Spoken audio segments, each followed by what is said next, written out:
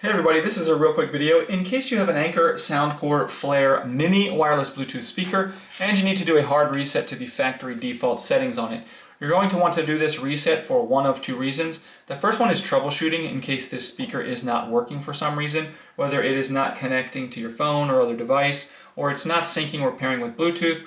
A factory reset can fix a lot of these issues. Now if you decide it's just time to get a new speaker, I'll go ahead and put a link in the description to a speaker that I have and that I like a lot. But anyways, the other reason that you might want to do this is if for whatever reason you want to delete all of the pairing information off of the speaker, and so that you can just set it up like a brand new speaker coming out of the box. We can go ahead and do it. It's really easy to do. With the speaker turned on, we're just going to come in and we're going to find the Bluetooth button over here and the volume up button over here. We're just going to press and hold those two buttons simultaneously for at least 4 seconds. After 4 seconds, the speaker will reset to its factory out-of-the-box default settings, at which point you can just set it up like a new speaker.